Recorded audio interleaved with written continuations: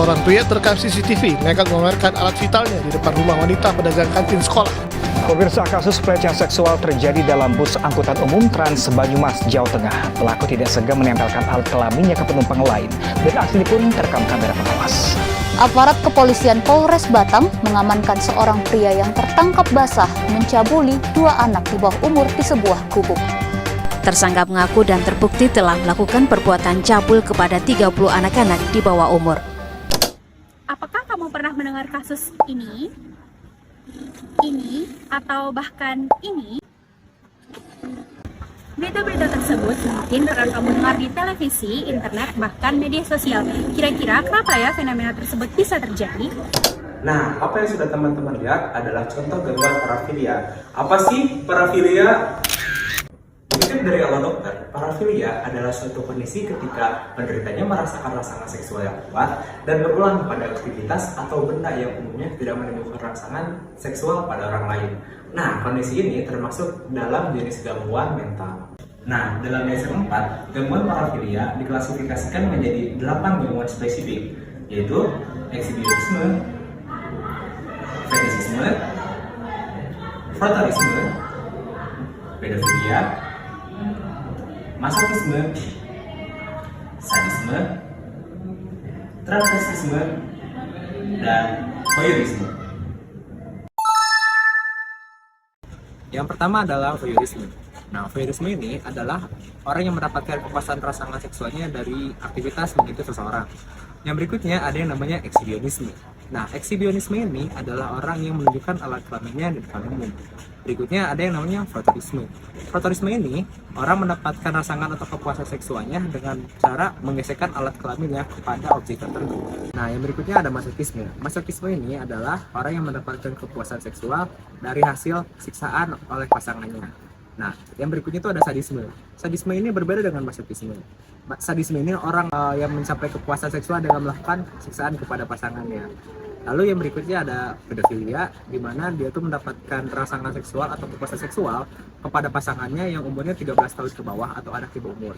Yang berikutnya ada yang namanya transvestisme, di mana orang tersebut atau pelaku tersebut mendapatkan kepuasan seksual dengan memakai pakaian, satunya contoh laki-laki memakai pakaian perempuan, begitu juga dan sebaliknya.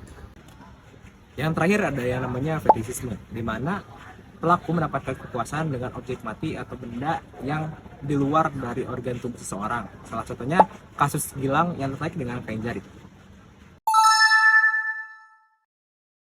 Terdapat beberapa faktor penyebab yang berpeluang untuk membuat seseorang mengalami gangguan parafilia. Yang pertama yaitu pola asuh orang tua yang bersifat permisif, artinya tidak ada komunikasi dua arah antara anak dan juga orang tua.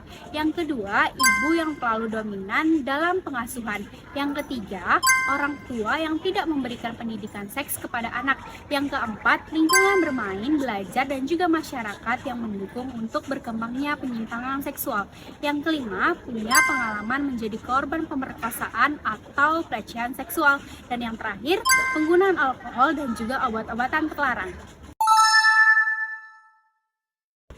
Nah, ada beberapa upaya pencegahan parafilia yang dapat kita lakukan. Di antaranya yaitu yang pertama, melakukan komunikasi dua arah antara orang tua dan anak. Yang kedua, peran orang tua sebagai pendamping, pendidik, dan pemantau dalam pendidikan seks kepada anak. Yang ketiga, menghindari media sosial yang mengandung unsur pornografi dan porno aksi. Yang keempat, tidak mengonsumsi alkohol dan obat-obatan terlarang. Yang kelima, menambah ilmu pengetahuan tentang aktivitas seksual yang sehat dengan cara mengikuti seminar kesehatan atau membaca konten-konten terkait. Lalu yang terakhir, memilih lingkungan belajar dan bermain yang mendukung untuk kegiatan-kegiatan yang positif. Pengobatan parafilia biasanya dalam bentuk terapi, diantaranya yaitu terapi perilaku kognitif, terapi kelompok, terapi hormon, dan obat-obatan. Terapi ini berfungsi untuk mengubah pola gairah dan ketertarikan seksual, memodifikasi fungsi kognisi dan sosial untuk interaksi seksual yang tepat, kemudian untuk mengubah kebiasaan agar tidak mengulanginya lagi, dan yang terakhir yaitu untuk mengurangi dorongan seksual. Nah, sekarang teman-teman udah tahu kan apa itu gangguan parafilia beserta jenis-jenisnya? Nah, kalau kamu merasakan gejala yang sama dan mulai mempengaruhi kehidupan kamu, jangan self-diagnose saja, lebih baik kita datang ke tenaga profesional. Stop self-diagnose, ayo ke psikolog.